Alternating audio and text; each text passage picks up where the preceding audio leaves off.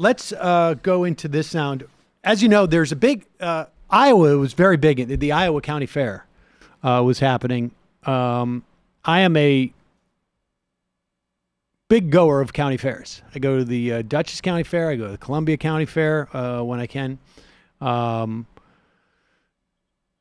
been to others. Those are the ones that I regularly go to. And tons of fun. Funnel cakes, a lot of fried dough type of stuff, rides. Kids like it. I like it too. See a lot of sheep, see a lot of cows, see a lot of horses, pigs. And in Iowa, of course, this is where the politicians go. Not for nothing. On Thursday, this is from Edward Isaac Dovier, I think is how you pronounce his name. He writes for The Atlantic. On Thursday, when he was second candidate to speak at Iowa Fair, this is a tweet, Biden said, "What do you think? Anybody draw a bigger crowd? Don't be a wise guy." And then people who have drawn bigger crowds since then, in rough order, Warren, Sanders, Harris, Booker, with Klobuchar and Gillibrand about even. So I heard Kamala's middle-class tax cuts aren't the applause line she was hoping them to be. Is that right? Yeah. At Iowa? I mean, it's interesting. I don't know what you can gain from that, garner from that. I mean, the reason why there could have been, apparently Cory Booker gets really big crowds, but it's not showing up in the polls. My guess is that the reason why Joe Biden doesn't get big crowds is because you either have no interest in him or you don't want to know why you're voting for him. And you want to go check out your number 2 and 3 possibles. But who knows? We will see in time. But there has been a couple of stories like this where Republicans, because it's just because you have Democratic candidates there, doesn't mean that obviously there's Republicans there as well, and they still do their straw polls for what it's worth. And I've seen a couple of stories like this where a Republican family says, "I will not vote for Donald Trump." And then a lot of it is, as long as the Democrats just need to give me someone I can vote for. Well, here's an idea. Just don't vote. If you voted for Trump last time, I got a solution for you. You let Democrats do what they want to do.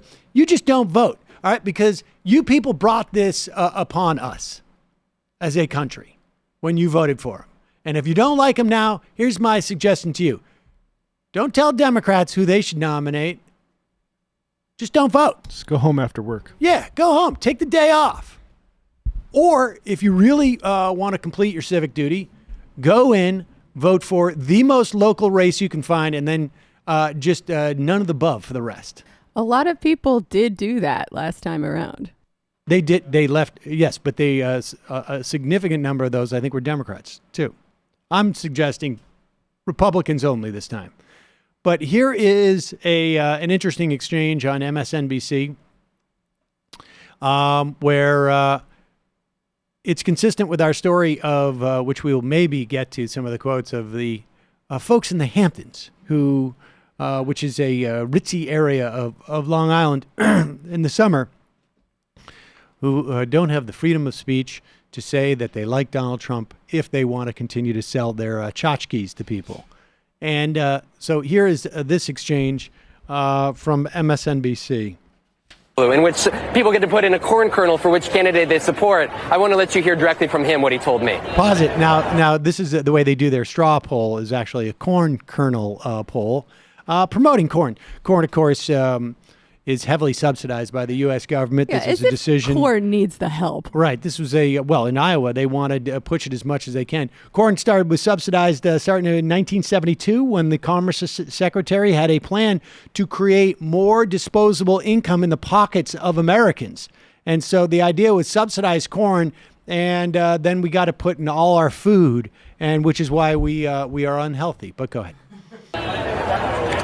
You put in your corn kernel? Yes. Who did you put it in for? Yes. Huh? I'm white, old. They call me all kinds of names. And so Who do you think I would vote for? Come on. You're smarter I'll than let you that. fill in the blank. Yeah, no, I don't have to fill in the blank. Everybody knows. We're the bad people. What do they call you? I'm a racist. I went to school. I shared my dorm with a colored guy. I have nothing against him. I grew up in the East. We grew up with people. Do you think the president's a racist, though? No, I don't. I really don't. When you hear "send them back," when you hear him talk about communities of color, do you see why people do call him a racist? Yes and no, because some of those people he's talking about have said just as bad things about him that you can't say on TV. Casey, you've been to many of state fairs, and I know most of the folks there on your panel have as well. And the conversations this year just, frankly, are not the same conversations that I've had in years past. And this goes beyond the speeches on the soapbox of these candidates. This goes to the heart of these conversations with voters. And I got to tell you, these are tough conversations to be had, because you're talking to people about divide in friendships, divide in family. You're talking about racism and white supremacy. This is no ordinary conversation taking place. Yeah, it's great. There's a nice conversation taking place there.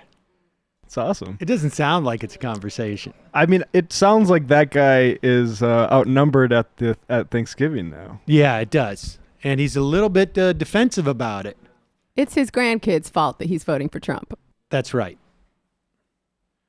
At least they're getting to him. I mean, the real question at that time, it seems to me to be asked, is like, why are you voting for Trump? Like, what is it that he feels Trump is doing for him? In terms of, I mean, we know farmers are devastated. Of course, there's a big slush fund. When you think about the millions of dollars that have been paid out to farmers because of Trump's actions, can you imagine, Barack Obama got blamed for a George Bush cell phone program. Or Solyndra. Right. I mean, it's possible that this guy is voting his class interests because he is a business owner and he has money. I would imagine that if Barack Obama came up and promised the same thing as Donald Trump in terms of his class interest, he still would probably be a little bit a Trump voter. I mean, because look at the way he said, "Who am I voting for? Who am I voting for?" He didn't say like, "Look at me, I drive a Cadillac. What do you think? Who do you think I'm voting for?" I mean, he just told you why he's voting for Donald Trump. Because he's one of the bad guys. Get whitey. Well, those things aren't mutually exclusive. But it does seem like the racial aggrievement is at the forefront of his mind. I mean, I don't know. If I had to say. Yeah, I think that's be a safe assessment with that guy. It's tough being a white. I mean, he really seems like he's suffering under the weight of his whitehood. I mean, people don't give that guy credit for having room with a colored man in college. It's true. He dormed with a colored guy. I just want to tell him, like, you know who else is old and white and gets called names? Bernie Sanders. There you go. Maybe go that way. Folks.